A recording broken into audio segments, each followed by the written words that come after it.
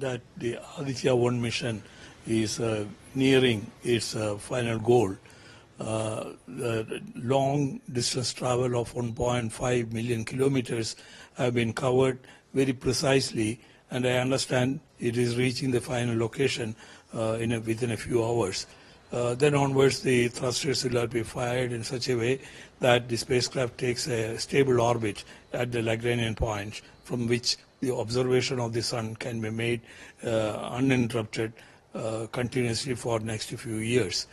On this journey, the journey has commenced in September, and while it is going towards the sun, most of the instruments have been calibrated, and they have sent some X-ray images as well as other particle counts as well. So that shows the spacecraft is in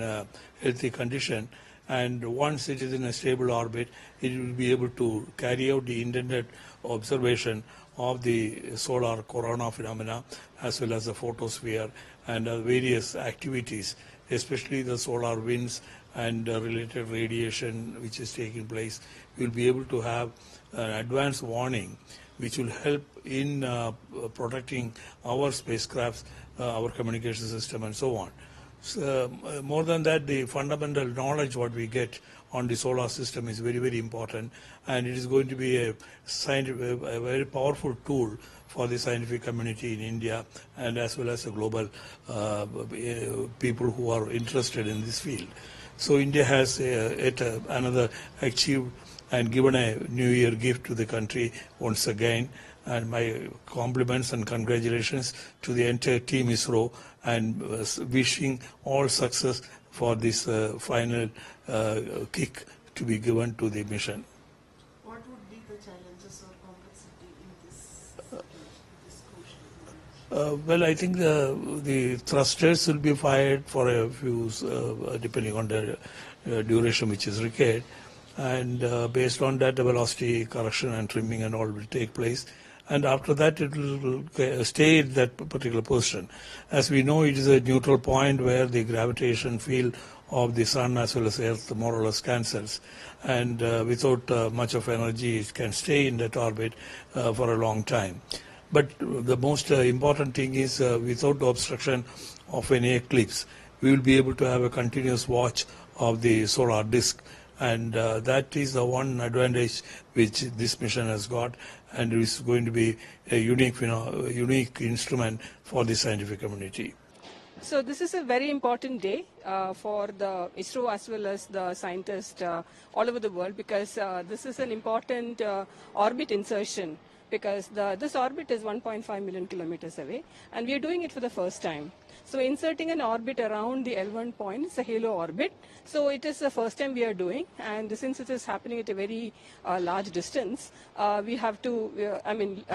though we know the calculations, we have to do it precisely. But so that is what we are attempting. This is the first attempt we are doing, and I know that ISRO's capability is very good, and we'll be successful in this. बताइए कि Lagrange point का ये महत्व है L1 point का, कि वहाँ से हम सूर्य को बिना किसी अवरोध के पूरी तरह से उसका अवलोकन कर सकते हैं, और उस पर जो हमने संशोधन प्लान किए हैं उसके लिए, तो हमारे जो 7 इंस्ट्रूमेंट्स है रिमोट, उसका उपयोग करके अलग अलग तरीके से सूर्य के बारे में आगे अन्वेषण कर सकते हैं, संशोधन कर सकते हैं, और उसके कारण हमारे वैज्ञानिकों को, साइंटिस्टों को बहुत ही महत्वपूर्ण डेटा जो मिलेगा, जो इंफॉर्मेशन मिलेगी, उसको फर्दर प्रोसेस करके सूर्य के बारे में आगे रिसर्च करने में बहुत ही सुविधा होगी। किस तरह से यहाँ तक पहुँचने में इसरो ने क्या क्या उसका टेक्निकली? तो जैसा कि आपको पता है, PSLV उसको एक ट्रांजिट ऑर्बिट में रख दिया था 2 सितंबर को, और उसके बाद धीरे धीरे वेरियस अर्थबर्न करते हुए इसको आज तक और उसके अपने गंतव्य स्थान की ओर पहुंचाने का प्रयोग किए गए। और आज हम बहुत ही निकट है कि हम जो हमारा जो मुख्य जो उद्देश्य था, कि आपको पता ही होगा कि लैग्रेंज पॉइंट L1 पॉइंट पृथ्वी से लगभग 15 लाख किलोमीटर दूर है। हम जब चंद्र पे गए थे तो वो तो 3,84,000 किलोमीटर दूरी पे था, तो वहाँ तक गए थे। ये आपको इसकी कठिनता का आपको अनुभव होगा कि 15 लाख किलोमीटर तक हमको जाना था तो वहाँ लगभग पहुँच गए हैं। और उसके बाद ये हेलो ऑर्बिट इंसर्शन करना है, जो कि एक महत्वपूर्ण कदम होगा और इसरो के लिए भी ये बहुत ही बड़ी उपलब्धि होगी, हमारी मिशन टीम और जो ट्रैकिंग टीम है उसके लिए, और पूरी इसरो टीम के लिए और पूरे भारतवर्ष के लिए, कि हम ये हेलो ऑर्बिट में इंसर्ट कर पाएंगे, जिसके कारण फिर आगे से उसका लगभग पूरे 5 सालों तक सूर्य का संशोधन हम कर पाएंगे। तो जो कुछ बहुत ही कम देशों ने ये उपलब्धि हासिल की है, अमेरिका, यूरोप और उसके जैसे, तो उसमें हमारा देश जुड़ जाएगा सूर्य की स्टडी में, और वो भी लैग्रांज पॉइंट से स्टडी करके। तो इस तरह से इस मिशन का महत्व बहुत ही अधिक है, और खास करके सूर्य के बारे में संशोधन करने के लिए। तो 15 लाख किलोमीटर की दूरी तय करना वो एक चैलेंज था। वहाँ के पहुँचने के बाद ये हेलो ऑर्बिट में इंसर्शन करना सैटेलाइट का, वो एक दूसरा चैलेंज है, जो हमको पूरा भरोसा है कि हम आज शाम को 4 बजे उसको पार कर पाएंगे। हमारी जो टीमें हैं, जो दक्ष टीमें हैं, स्किल टीमें हैं, जो वहाँ पे बेंगलोर में सब जगह कार्यरत है, तो उनके प्रयत्नों के द्वारा हम पूरी तरह से हासिल कर पाएंगे, ऐसा मुझे भरोसा है। तो ये सब चैलेंज होने के बाद फिर सातों इंस्ट्रूमेंट के अलग अलग तरीके से वहाँ तक पहुँचने से पहले परीक्षण तो कर ही लिए गए हैं, तो सातों इंस्ट्रूमेंट अच्छी तरह से काम कर रहे हैं। तो वहाँ पहुँचने के बाद हेलो ऑर्बिट इंसर्शन के बाद लैग्रेंज पॉइंट से हम लगभग पूरे 5 साल तक सूर्य का संशोधन करते रहेंगे विदाउट एनी इंटरप्शन। तो कोई भी उसमें अवरोध नहीं आएगा, एक्लिप्स से भी अवरोध नहीं आएगा। तो इस कारण इसका महत्व ये हेलो ऑर्बिट का बहुत ही अधिक है। और आपको पता होगी जो 11 साल की सन साइकिल है, उसमें 2025 से 2028 का पीरियड में very important moment because all eyes have been on Aditya L1 so far ever since it was launched on 2nd September, and then after a few burns its orbit was raised, and finally on 19th September it was placed in the trans L1 trajectory, and then it headed towards the L1 point. L1 point is a point between the Earth and the Sun in that direction, about 15 lakh kilometers from the Earth, and it is 1% of the distance to the Sun. This is a point where the gravitational force of the Sun equals the force of the Earth. So therefore, it's a point where we are intending to place Aditya L1. It's not exactly at this point the satellite will be placed. Satellite is going to be placed in a halo orbit, because that around that point it will be in an elliptical orbit and facing the Sun all the time. So today's exercise is a first step in that direction, when from the almost linear path towards the Sun, it is going to be placed in the halo orbit, and therefore that kind of a burn will be given to the satellite so that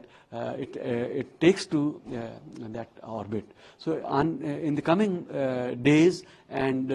weeks, ISRO is going to track this satellite so that it remains and it is kept in that intended orbit around the L1 point.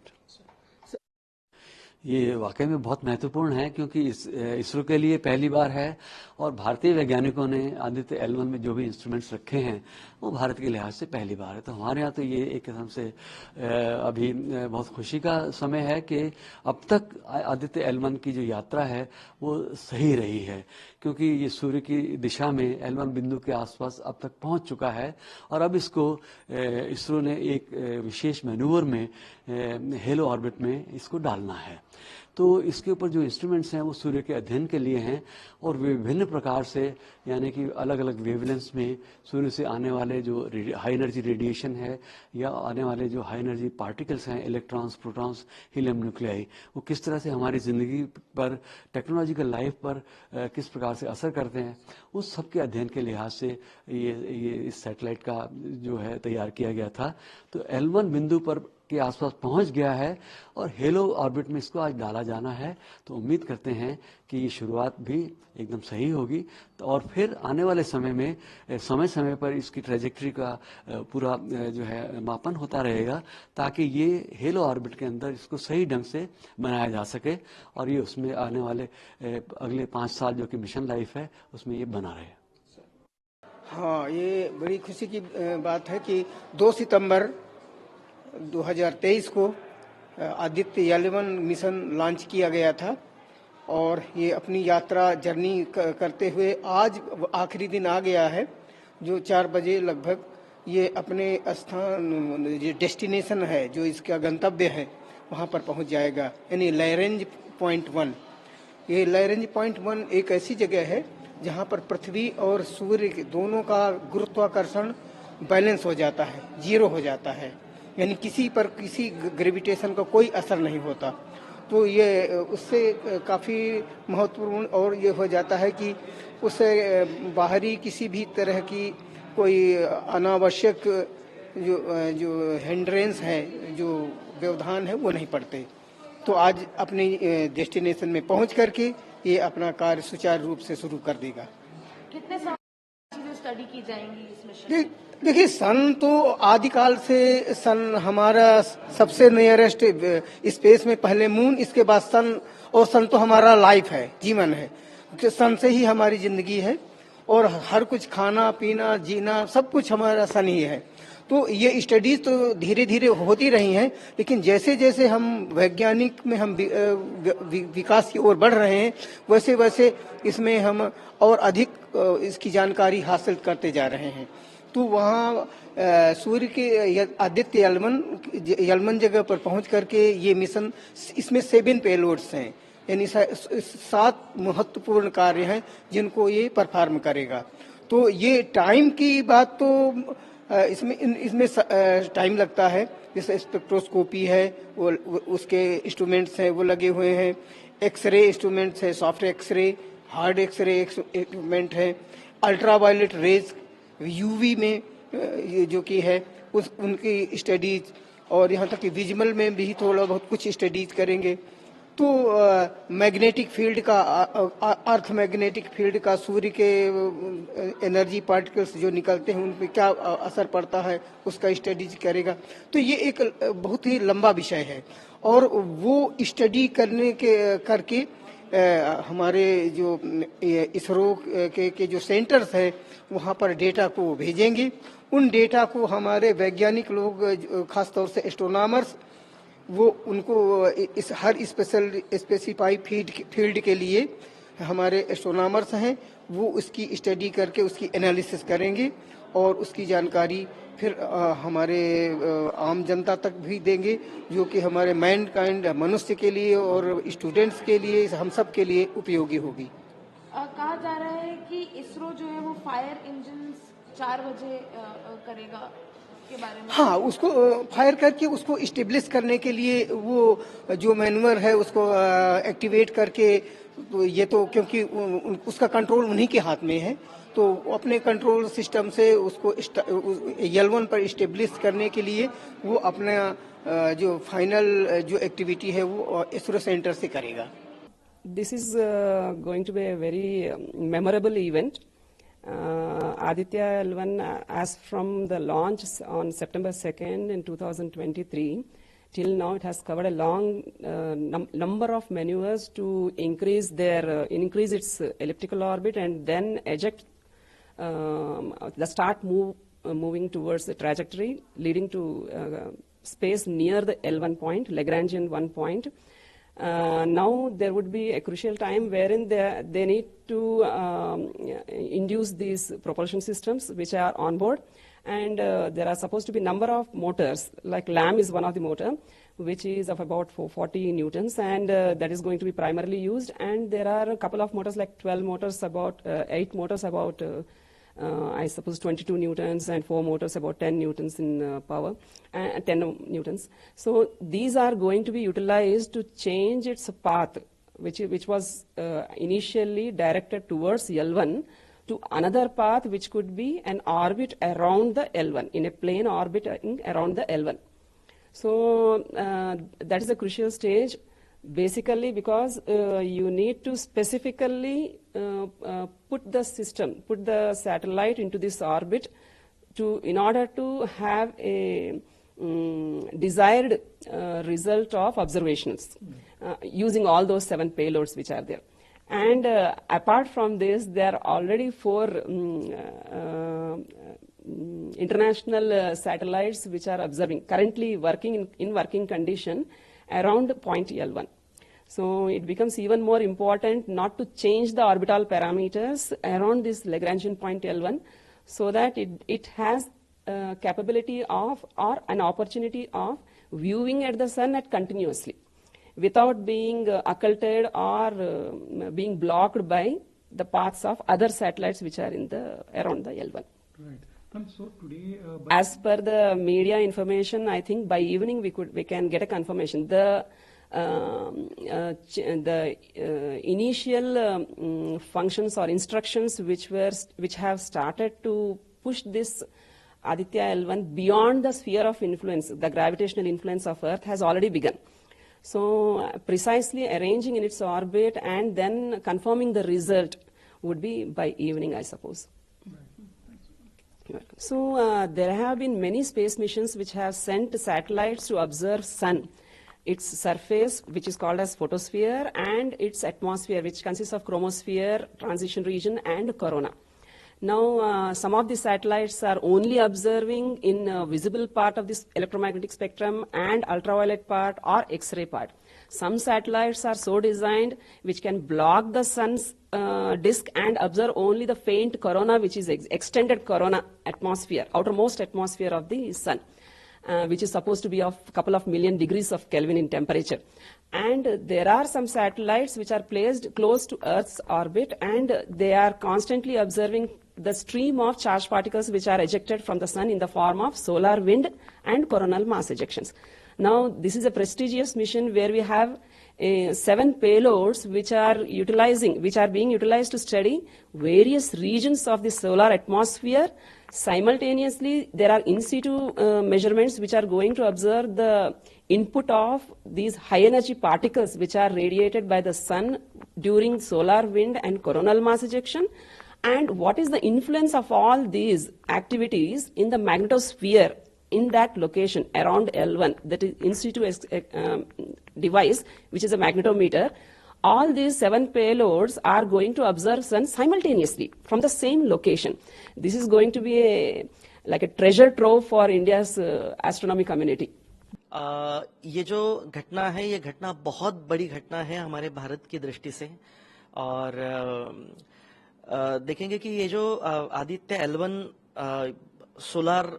Observatory है, तो ये आज शाम को 5 बजे इसरो द्वारा उसका जो हेलो ऑर्बिट है, उस ऑर्बिट में वो उसको स्थित करने वाले हैं, और आज के बाद फिर सतत 5 वर्ष यह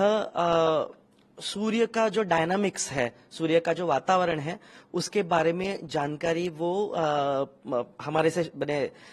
जो बेस स्टेशन है इसरो का, उसके साथ साझा करने वाले हैं। और ये जो जानकारी है, ये जानकारी केवल भारत की दृष्टि से नहीं, तो पूरे विश्व की दृष्टि से बहुत ही इम्पोर्टेंट इस तरह से होगी। भारत का ये पहला ही सोलार मिशन है, और करीबन 2 सितंबर को ये लॉन्च किया गया था, और आज करीबन 5 महीने के बाद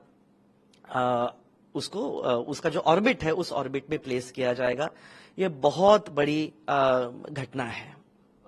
क्या इसके फायदे भविष्य में हमें नजर आएंगे अगर ये सक्सेसफुल होता है? जैसे मैंने कहा कि उसके ऊपर जो 7 पेलोड्स लगे हैं, उस पेलोड के माध्यम से, जैसे हमने कहा कि ये आदित्य L1 उसको नाम दिया गया है। L1 ये लैग्रेंजियन पॉइंट है कि जो सूर्य और पृथ्वी, इनके बीच में ये एक ऐसा स्थान है कि जहां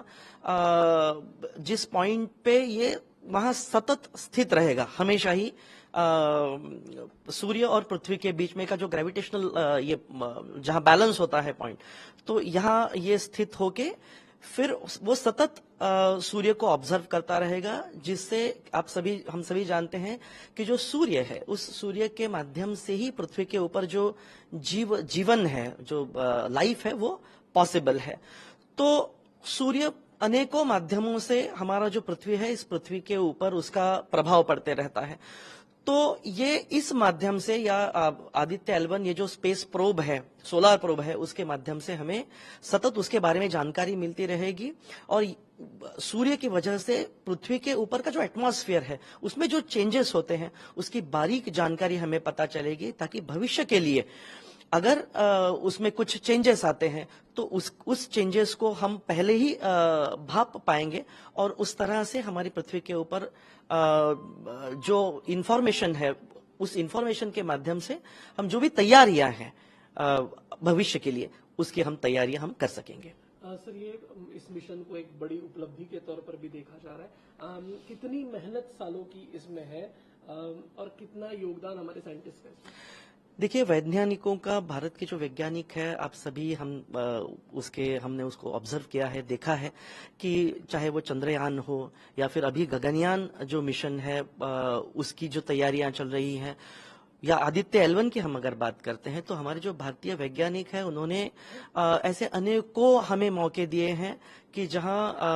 हम सभी भारतीयों को उनके ऊपर गर्व है।